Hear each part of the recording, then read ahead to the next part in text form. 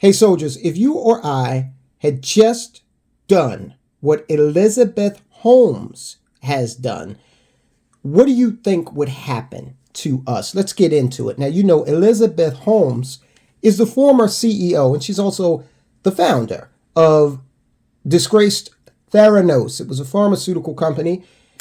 She got tied up in a lot of shenanigans that resulted in federal charges. She was actually convicted of those charges early in 2022 and was recently sentenced at the end of 2022.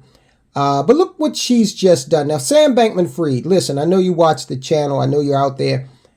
Take a look at what she just tried to do, Sam, and you might want to tweak it when you try to make your great escape.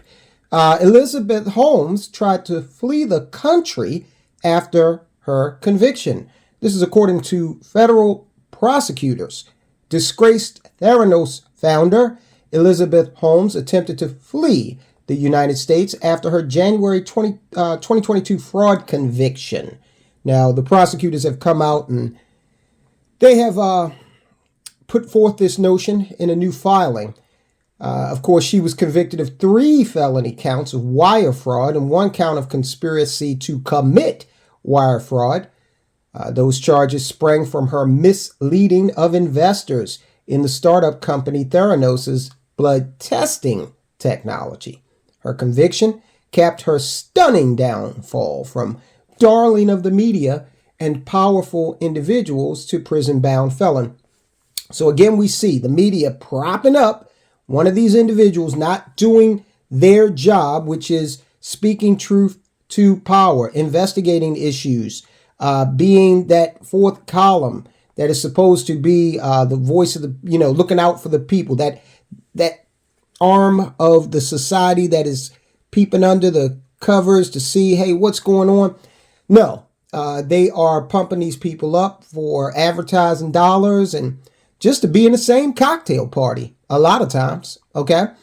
In any event, she was convicted even after all of the, magazine covers. And remember, they had our boy, Sam Bankman-Fried. He was the darling of the media at one point too.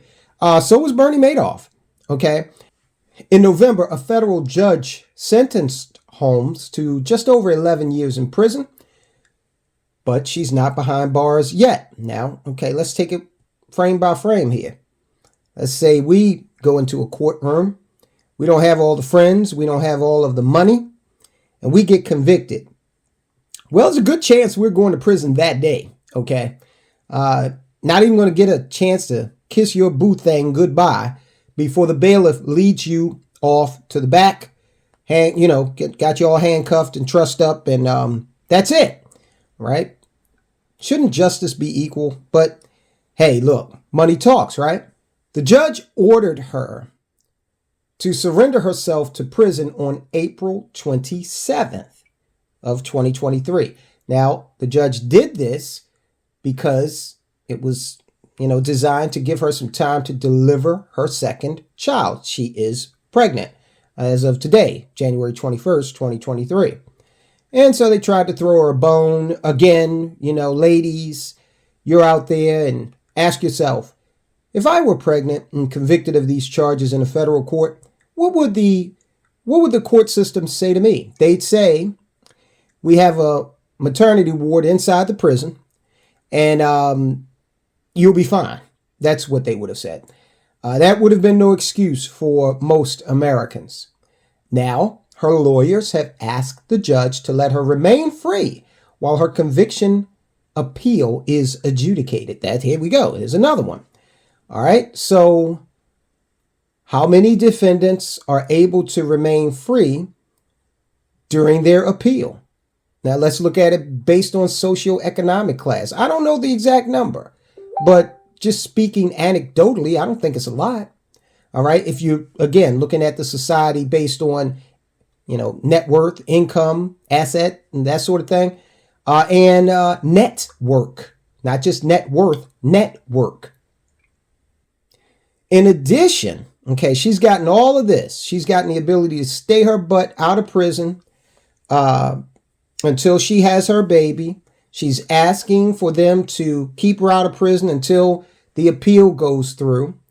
In addition to all that, she's also asking to ease restrictions on travel. But now the government has come back arguing against that request. They told the judge that Holmes made, quote, an attempt to flee the country shortly after she was convicted, unquote.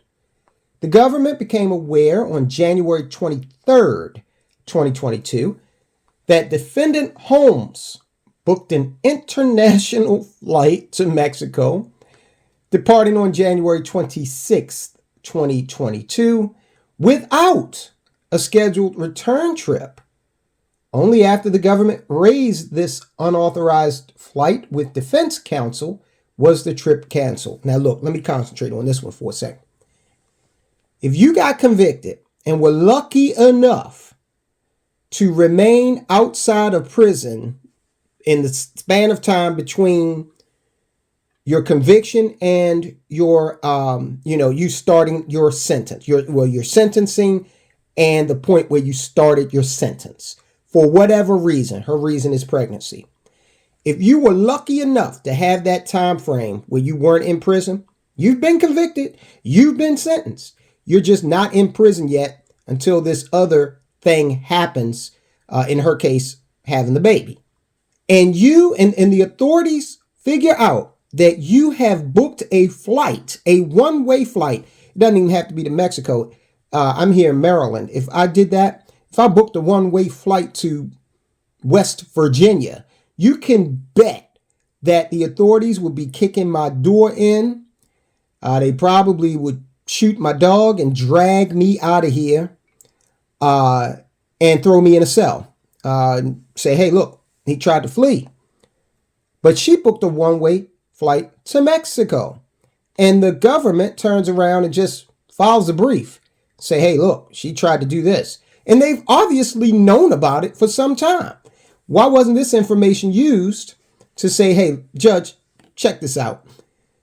Elizabeth Holmes is a flight risk. Here's what she tried to do back in January. Remember, the sentencing did not occur until November, okay? She had this trip booked in January of 2022. So there's an 11-month span of time in there where she tried to do this and she's still free. To boot, the government says her partner, William Evans, also bought a one-way ticket, which he used on January 26th, returning, quote, approximately 6 weeks later from a different continent, unquote. Probably a continent with a country that doesn't have an extradition treaty with the United States of America. How much do you want to bet that's where he came from? Last January, Holmes's lawyer told prosecutors that she made the reservation before the verdict, intending to attend a friend's wedding. However, the verdict was handed down on January 3rd, and prosecutors say the ticket was purchased January 23rd. How's she still got a passport to travel to any foreign country at that point? Wouldn't she be considered a flight risk? I mean, the woman has resources and friends, access to private jets, the kind that cause global warming, or they cause less global warming than your car, your internal combustion engine car, if you let people like Klaus Schwab tell it. Prosecutors noted that beyond the suspicious ticket purchase, her flight risk is magnified by her continued access to significant financial resources. Now look, as for her partner, William Evans is his name. Bill, there's no way it's that good. That you're going to put yourself in a position where you are helping a federal fugitive? You look smarter than that, Bill. The prosecutors say, look, she's got a lot of resources, a lot of money still, she has access to. They say Holmes has lived on an estate for over a year, where based upon the monthly cash flow statement Holmes provided to the U.S. Probation Office, monthly expenses exceed $13,000. And she's probably lying about that. Probably a lot more, okay? They also said Holmes has shown no remorse to the victims of her fraud, despite an associated loss that the court found was at least $120 million. So that's what, just thought I'd bring you guys at. Okay. White collar criminal behaving badly, trying to escape the long arm of the law. The long arm of the law would pick us up and choke slam us if we even came to the court and requested half of the stuff that this woman is requesting. She doesn't want to take her medicine. Okay. And we kind of see the same thing with people like Sam Bankman-Fried, who is out there still, trying to create narratives. He's so recognizable, though. This woman, she's so plain Jane and vanilla. She could blend in, anywhere she goes. Non-extradition country. Get a little tan, dye her hair. She'd be good to go. And that's why she should be remanded. But she won't be because, again, she has friends in high places, access to resources, things we don't enjoy. That's another example of that two-tiered justice system. For another example of just what we've seen here, take a look at this report. Sam Bankman-Fried says FTX is 100% solvent. These folks are delusional. Also in that report, the current CEO of FTX says, hey, we could get this thing back in business. Would you put any money with a company like FTX, one that has defrauded so many? Even if new management came in, would you risk it? Guys, I'll talk to you soon.